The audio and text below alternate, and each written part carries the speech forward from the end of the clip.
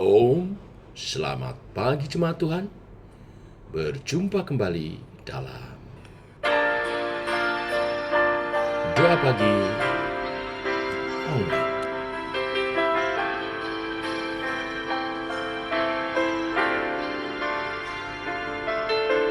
Kekuatan dan kemenangan.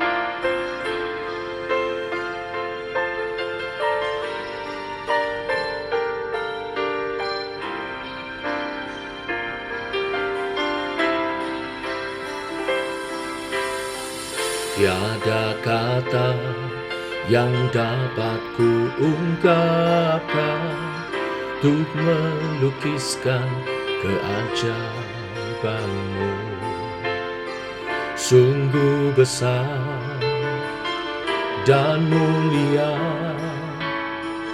pengorbananmu, Yesus, dalam hidupku.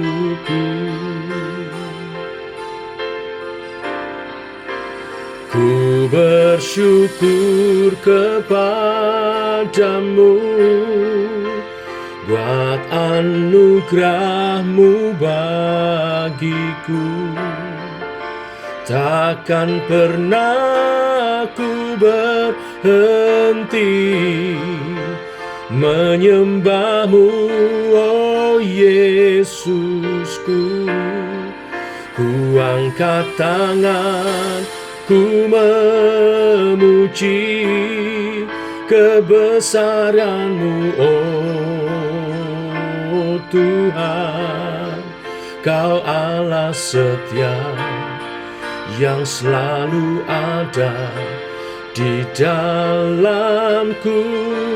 Beri kekuatan dan kemenangan.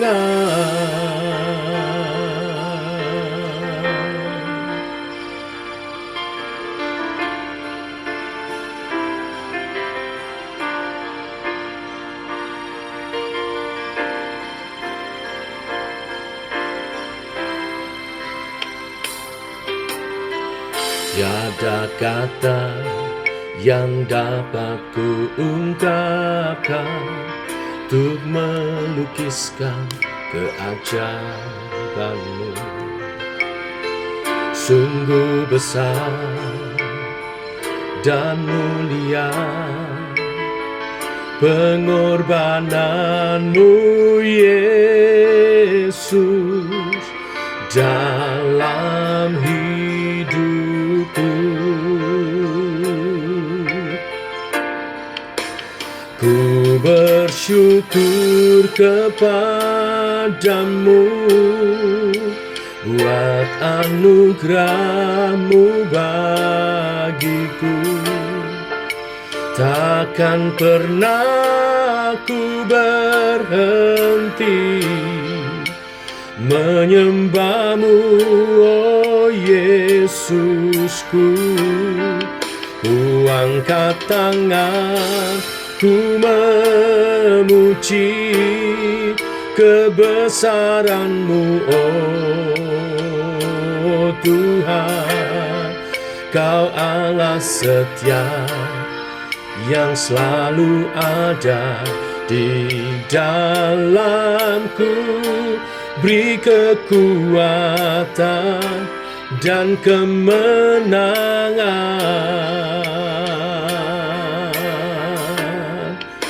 Ku bersyukur kepadamu buat anugerah-Mu bagiku. Takkan pernah ku berhenti menyembah-Mu, oh Yesusku. Ku angkat tangan, ku memuji kebesaran-Mu, oh Tuhan. Kau Allah setia yang selalu ada di dalamku. Beri kekuatan dan kemenangan.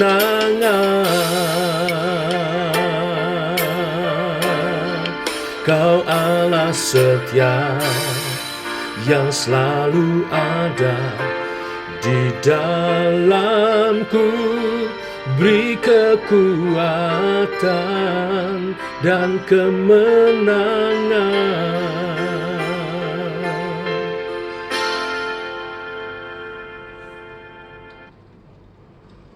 Tiba waktunya untuk kami merenungkan firman-Mu. Firman-Mu-lah suluh dan terang bagi jalan kami. Berfirman Tuhan, terangi jalan kami, tuntun langkah kami. Dalam nama Tuhan Yesus Kristus. Amin. Bapak Ibu, kita lanjutkan renungan firman pada pagi hari ini. Lukas pasal yang ke-17, kita masuk ayat 11 sampai yang ke-19. Judul perikop ke-10 orang kusta. Demikian firman Tuhan. Dalam perjalanannya ke Yerusalem, Yesus menyusur perbatasan Samaria dan Galilea. Ketika ia memasuki suatu desa, datanglah 10 orang kusta menemui dia. Mereka tinggal berdiri agak jauh dan berteriak, "Yesus, Guru, kasihanilah kami." Lalu ia memandang mereka dan berkata, "Pergilah, perlihatkanlah dirimu kepada imam-imam." Dan sementara mereka di tengah jalan, mereka menjadi tahir. Seorang dari mereka ketika melihat bahwa ia telah sembuh, kembali sambil memuliakan Allah dengan suara nyaring. Lalu tersungkur di depan kaki Yesus dan mengucap syukur kepadanya. Orang itu adalah seorang Samaria. Lalu Yesus berkata, "Bukankah ke-10 orang tadi semuanya telah menjadi tahir? Di manakah yang 9 orang itu? Tidak adakah di antara mereka yang kembali untuk memuliakan Allah selain daripada orang asing ini?" Lalu ia berkata kepada orang itu, "Berdirilah dan pergilah, imanmu telah menyelamatkan engkau." Sampai di sini pembacaan kita. Bapak Ibu jemaat Tuhan, tema renungan kita pada pagi hari ini adalah bersyukur. Kisah penyembuhan bagi 10 orang kusta ini pertama-tama menampilkan tentang Yesus sebagai Allah yang berkuasa menyembuhkan. Tetapi juga menyampaikan pesan tentang hal bersyukur. Penyakit kusta pada waktu itu dianggap sebagai aib dan kutukan. Orang yang sakit kusta dikucilkan karena dianggap terkutuk, dan penyakit itu sendiri menjijikkan. Itulah sebabnya 10 orang sakit kusta yang datang kepada Yesus berdiri agak jauh dan berteriak-teriak minta tolong. Mereka tidak berharap muluk-muluk. Mereka hanya mengatakan, mohon belas kasihan kepada Yesus. Mereka berkata, "Yesus, Guru, kasihanilah kami."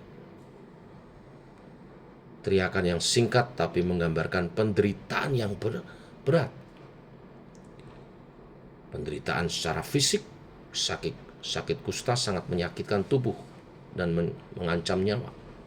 Juga penderitaan batiniah karena terbuang, dikucilkan dari komunitas. 10 orang kusta ini percaya bahwa Yesus sanggup menyembuhkan mereka. Mereka menaruh harapan besar kepada Yesus.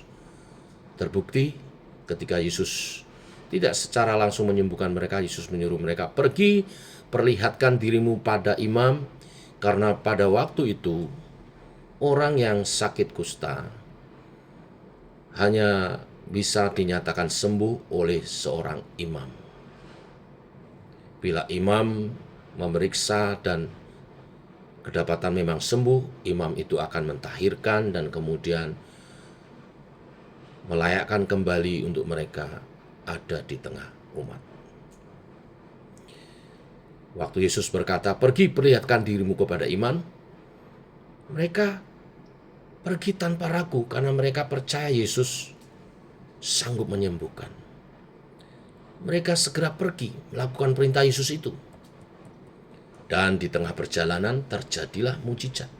Mereka menjadi tahir, artinya sembuh. Betapa senangnya jika apa yang kita inginkan menjadi kenyataan.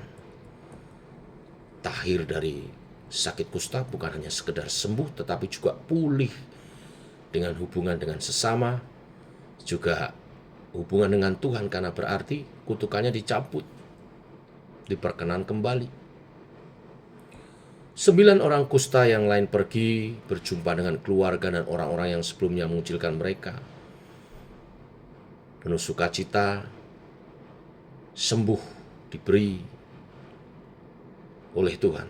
Tetapi mereka lupa sumber kesembuhan itu. Mereka tidak kembali berterima kasih pada Yesus.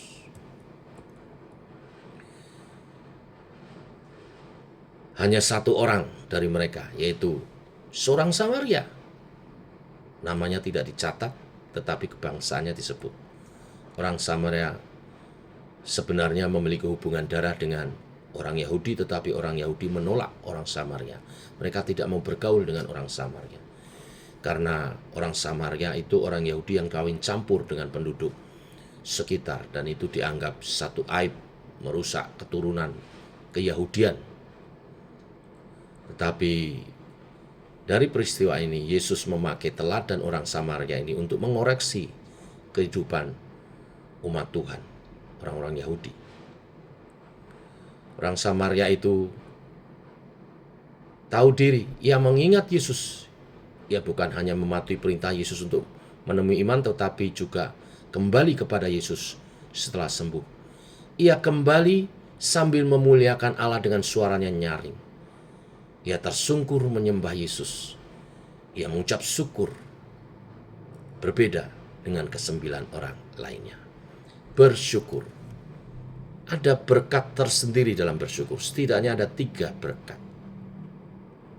Yang pertama, syukur mengubah berkat jasmania menjadi berkat rohania. Orang Samaria itu tidak hanya menerima kesembuhan secara fisik, tetapi juga keselamatan jiwa. Karena ia kembali dengan hati yang bersyukur, rasa syukurnya membuat berkat kesembuhan menjadi lebih bermakna. Lebih dari berkat kesembuhan secara fisik adalah berkat rohani. Keselamatan yang dari Tuhan. Sebab Tuhan katakan, imanmu telah menyelamatkan. Artinya orang ini bersyukur itu menunjukkan iman percaya kepada Tuhan. Maka yang kedua, bersyukur itu adalah tanda iman seseorang. Yesus mengatakan kepada orang Samaria itu, imanmu telah menyelamatkan engkau.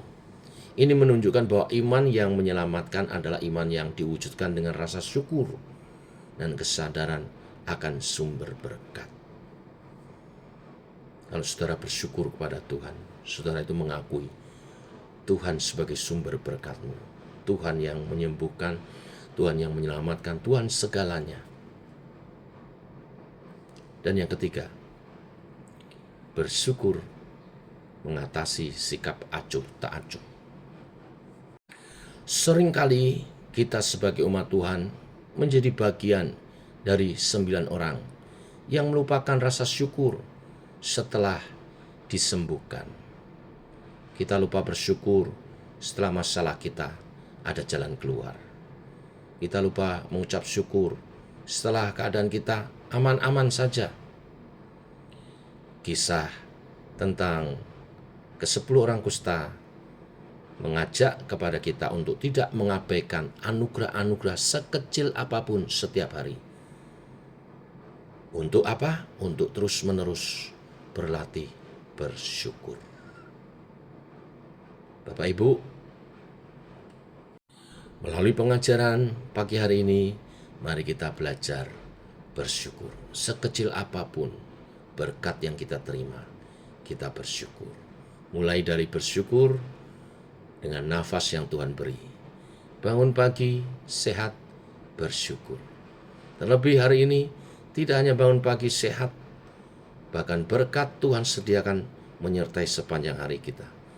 Dimulai dari apa?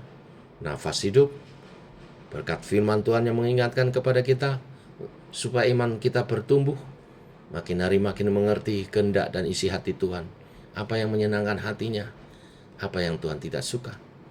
Untuk itulah kita hidup, untuk hidup memuliakan Tuhan.